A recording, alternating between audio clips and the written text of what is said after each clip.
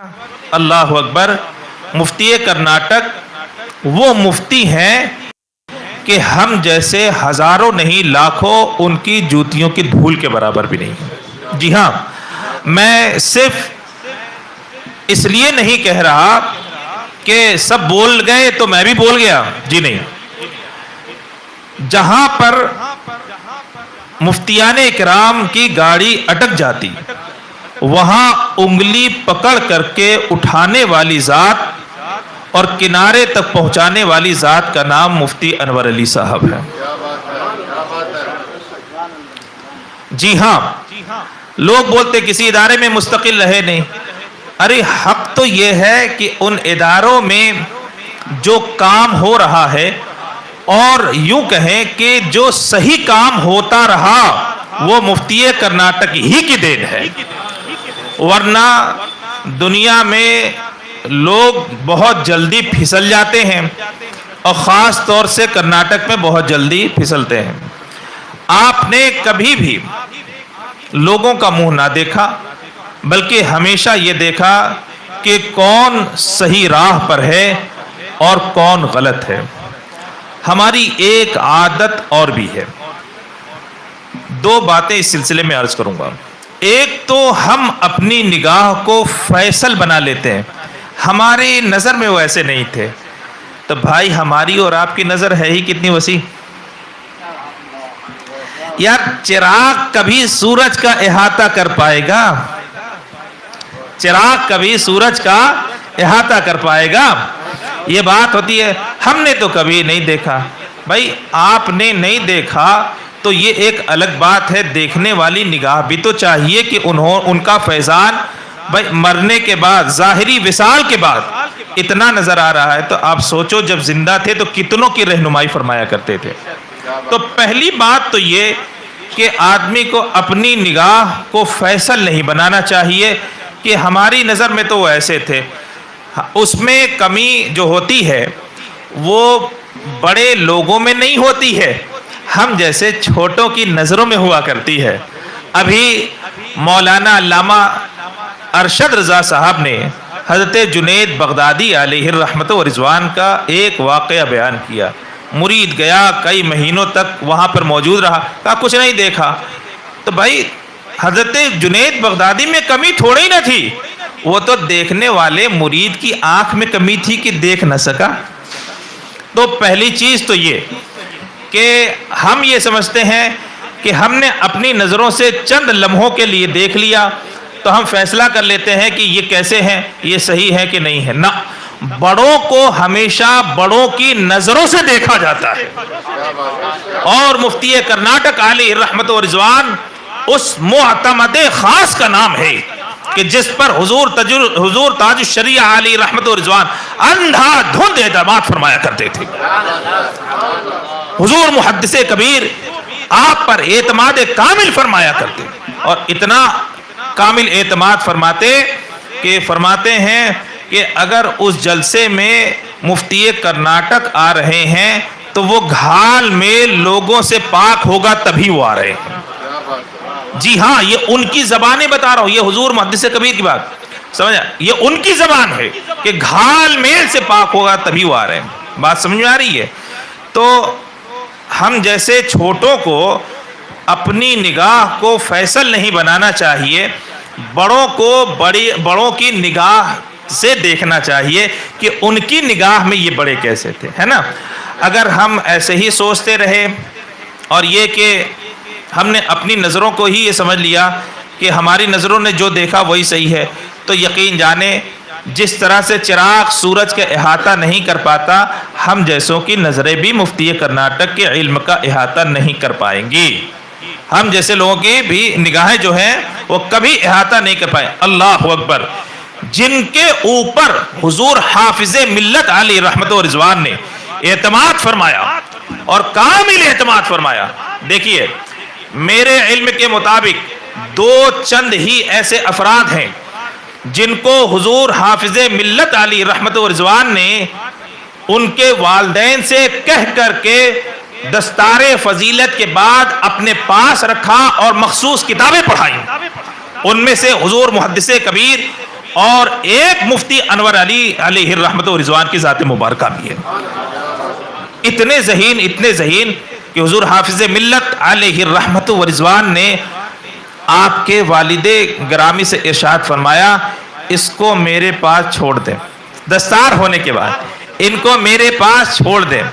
اور خود فرماتے ہیں کہ ان کی دل بستگی کے لیے حضور حافظ ملت علیہ الرحمت و رضوان آنے جانے کے لیے باقاعدہ طور پر کرایہ بھی دیا کرتے تھے اور کچھ پیسے بھی دیا کرتے تھے. تو اب ان تمام چیزوں سے اندازہ ہوتا ہے کہ سوچو آج دنیائے اہل سنت کی عظیم درسگاہ جس ذات کے نام سے منسوب ہے وہ ذات کس نظر سے مفتی کرناٹک کو دیکھا کرتی ہے, وہ ذات کس نظر سے مفتی کرناٹک علیہ الرحمت و رضوان کو دیکھا کرے.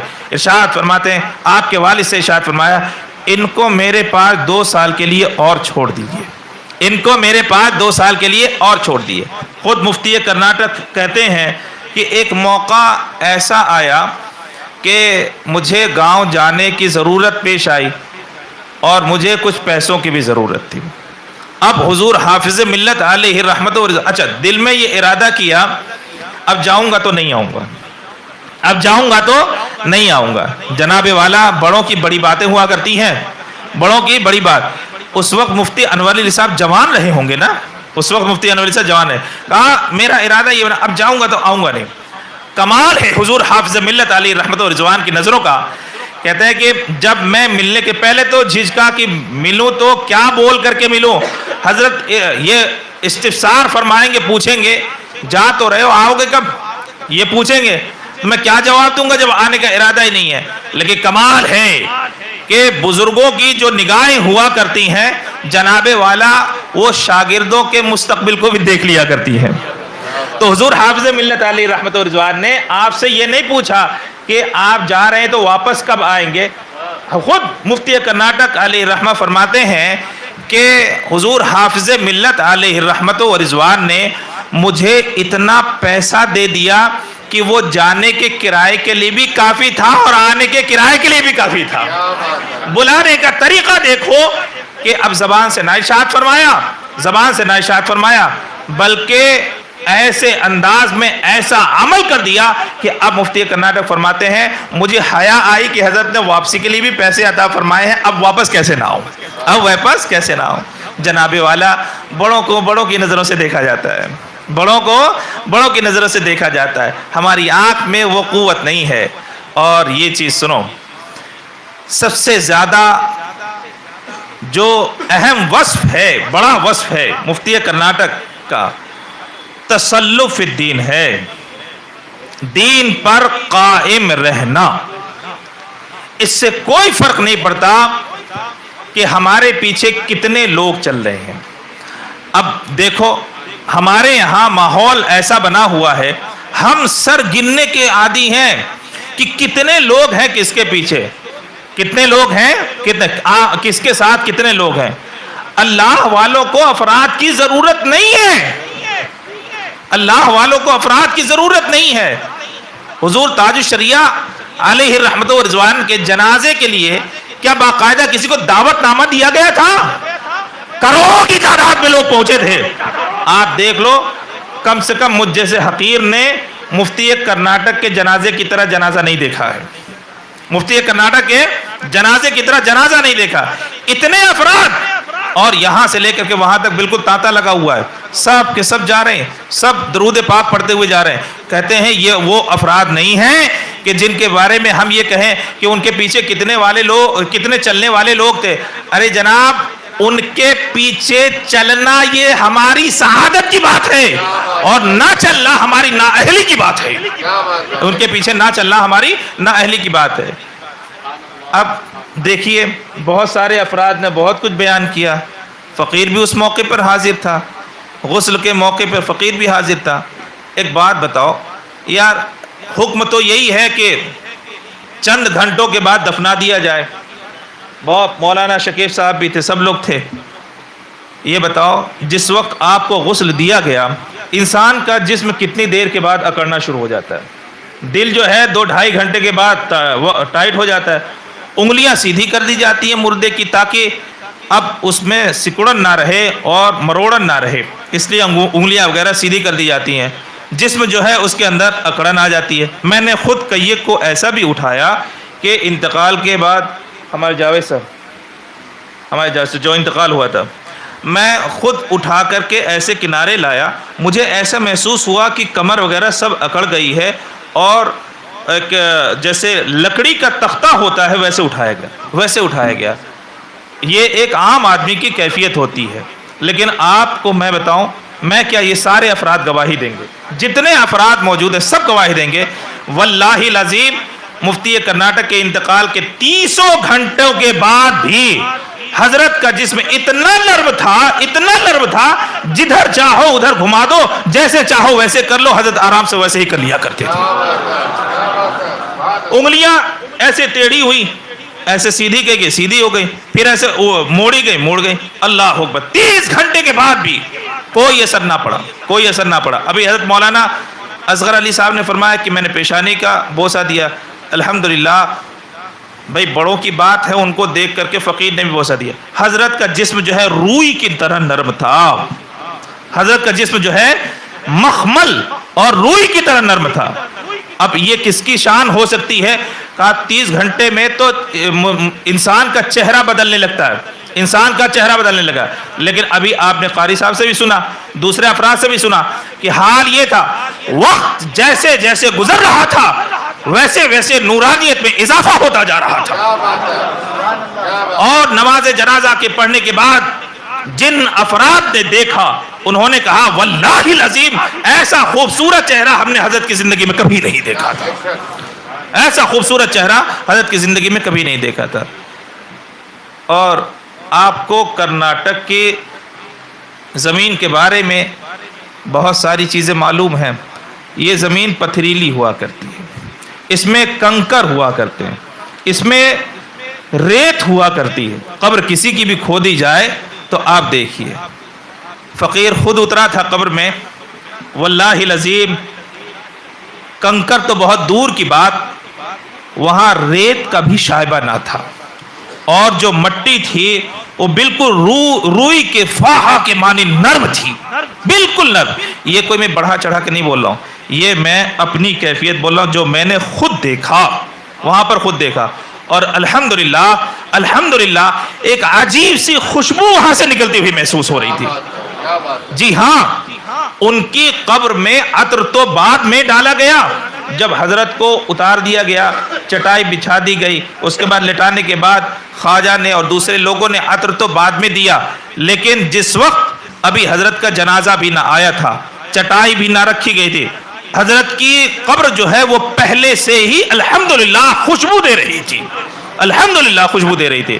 حضرت کے گھر کے پڑے ہوئے بہت سارے وہ مٹی کے حصے لا کر کے رکھے گئے۔ تو اب آپ بتائیں کہ یہ نیکوں کی ہی تو قبر ہوا کرتی ہے، نیکوں، اب اس میں کسی کو بتانے کی ضرورت ہے؟ کہا اس میں کسی کو کچھ بھی بتانے کی ضرورت نہیں۔ قبر میں اتارنے کے باوجود بھی حضرت کی گردن تھوڑی سی، حضرت کا رخ انور جو ہے وہ تھوڑا سا قبلے کی طرف کیا کرنے کے لیے ہاتھ کے ایسے لیا، حضرت کی گردن فوراً ادھر ہو گئی۔ یہ تو آپ حضرات نے غسل میں بھی دیکھا تھا نا، آپ حضرات نے غسل میں بھی دیکھا تھا کہ حضرت کو غسل دیا جا رہا تھا، غسل دیتے دیتے جب ایک طرف رکھا گیا، حضرت کی گردن خود سے گھوم جا رہی تھی۔ یہاں حال یہ ہے کہ گھمانے سے نہیں گھومتی ہے، اور آپ کی گردن اتنی نرم تھی، جدھر گھماؤ الحمدللہ گھوم جایا کرتی تھی، جدھر گھماؤ ادھر الحمدللہ گھوم جایا کرتی تھی۔ تو یہ اچھوں کی علامت ہے کہ نہیں ہے؟ اور بڑوں کو ہمیشہ بڑوں کی نظر سے دیکھنا، اپنی نظر سے تولنے والا جو ترازو ہے اسے نکال دو، ہمیشہ بڑوں کو بڑوں ہی کی نظر سے دیکھا جاتا ہے۔ اور یقیناً مفتی کرناٹک علیہ رحمت و رضوان آج اور پہلے جتنے بھی اکابرین سب کی نظر میں الحمدللہ معتمد رہے، اور الحمدللہ قیامت تک معتمد رہیں گے۔ آج کرناٹک کی جو سنیت مضبوط ہوا کرتی ہے وہ مفتی صاحب ہی کی وجہ سے مضبوط ہوا کرتی ہے۔ آپ نے کبھی بھی صلح پسندی کو برداشت نہ کیا، آپ نے کبھی بھی گھال میل کو کبھی برداشت نہ کیا۔ کتنے ایسے مواقع ہیں، دیکھیے ویسے تو بہت سارے مقامات پر مناظرے وغیرہ میں بھی حضرت شریک رہے، ہر جگہ حضرت ہی کی وجہ سے۔ کہا سارے مواقع پر ایک ہی بات دیکھی کہ سارا زمانہ ایک طرف ہو جائے، ساری دنیا ایک طرف ہو جائے. آج ہمارے معاشرے میں یہ بات کہی جاتی ہے نا حضرت، اب ویسا ماحول نہیں رہا، اب ایسے کہ پہلے جیسے حالات نہیں رہے. لیکن مفتی صاحب کی زبان سے میں نے کبھی یہ نہیں سنا، مفتی صاحب کی زبان سے میں نے کبھی یہ نہیں سنا. آپ کا ایک ہی جملہ تھا کہ ہمیشہ شریعت کے دامن سے وابستہ رہو، افراد تمہارے پیچھے چلتے ہوئے نظر آئیں گے اور تمہاری قدر کرتے ہوئے نظر آئیں گے. وہ ہم نے اپنی آنکھوں میں دیکھ لیا، آنکھوں سے دیکھ لیا. اب ضرورت اس بات کی ہے، حضرت نے جو مشن ہم کو دیا ہمیں بھی اس پر قائم رہنا چاہیے، ہے نا. ہمیں بھی اس پر، اگر ہم مفتی انور علی صاحب سے محبت کرتے ہیں تو ہمیں بھی ان کے مشن پر قائم رہنا چاہیے. ہر وہ چیز جو وہ پسند کرتے وہ ہمیں بھی پسند ہونی چاہیے، اور جس کو وہ ناپسند کرتے وہ ہمیں بھی ناپسند ہونی چاہیے. زمانہ گزر گیا یہ بول کر کے اپنے آپ کو ہرگز ہمیں گناہوں میں نہیں ڈالنا چاہیے.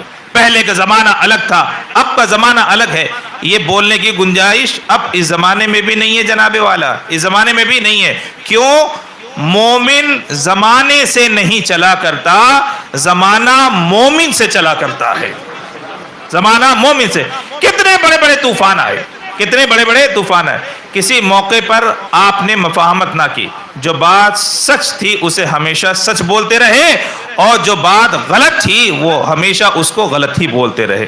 آج ضرورت اسی بات کی ہے کہ ہم مفتی صاحب کے مشن کو آگے لے کر کے چلیں، انہی کے نقش قدم پر چلیں، اور جن چیزوں کو وہ پسند فرماتے تھے اس کو ہم بھی پسند کریں. سیاست سے دور رہیں. پہلی بات، سیاست سے دور رہیں. ہمارے مذہب میں دکھاوا نہیں ہے، سن لو اچھی طرح سے، ہمارے مذہب میں دکھاوا نہیں ہے. لوگ اگر دکھاوے کو تبلیغ سمجھتے ہیں تو غلط ہے، گنہگار ہیں. ہمارے یہاں حدیثوں میں یہ پڑھایا جاتا کل قیامت میں ایسا مجاہد لایا جائے گا جو اللہ کی راہ میں جہاد کیا گیا ہوگا، رب فرمائے گا اٹھا کے جہنم میں ڈال دو. عرض کرے گا مولا جہاد کیا؟ رب ارشاد فرمائے گا جہاد اس لیے تھوڑے نہ کیا تھا کہ میری رضا کو حاصل کرے، جہاد اس لیے کیا گیا تھا کہ لوگ تجھے بہادر کہیں، تجھے بہادر کہہ لیا گیا، آخرت میں کوئی حصہ نہیں ہے. ہمارے ہاں نفسیات کو توڑا جاتا ہے، پنپنے نہیں دیا جاتا. آخر وجہ کیا ہے؟ 7 سال کے بچے پر جو کہ جس پہ اس کے اوپر ابھی نماز فرض نہیں ہوئی ہے، کہا اس کو نماز پڑھاؤ. اور 10 سال کا بچہ شریعت اسلامیہ کی روشنی میں آپ دیکھو 10 سال کا بچہ بالغ نہیں ہو سکتا. یہ علماء بیٹھے ہوئے ہیں، کہا کم سے کم 12 سال سے 15 سال کی عمر ہونی چاہیے تب جا کر کے بالغ ہوگا. لیکن سرکار نے فرمایا اگر 10 سال کا ہو جائے نماز نہ پڑھے تو مار کر کے پڑھاؤ. کیوں؟ نفس جو جنم لے رہا ہے اس کو ختم کرو اور پابند شریعت اسے بناؤ. پابند شریعت. ابھی وہ شریعت کا مکلف نہیں ہے، نماز فرض نہیں ہے، روزہ فرض نہیں ہے، اس کے باوجود بھی کہا گیا کہ نہیں اسے شریعت کا پابند بناؤ. تو لب لباب گفتگو کا اتنا ہے، شریعت کے پابند رہو گے دنیا میں بھی سرخرو رہو گے، آخرت میں بھی سرخرو رہو گے. اور اگر دنیا داری میں اگر زندگی گزاری اور یہ منشا رہا کہ لوگ ہمیں اچھا کہیں تو یاد رکھو یہ نیکیاں یہیں ختم ہو جائیں گی، آخرت میں کوئی حصہ اس کا نہیں ہوگا. نیکی وہی قابل قبول ہے جو اللہ اور اس کے رسول کی رضا کے لیے کی جائے. اللہ تبارک و تعالی حضور مفتی کرناٹک علیہ الرحمت و رضوان کے درجات کو بلند فرمائے، اور آپ ہی کے نقش قدم پر ہم سب کو چلنے کی توفیق رفیق عطا فرمائے. وما علینا الا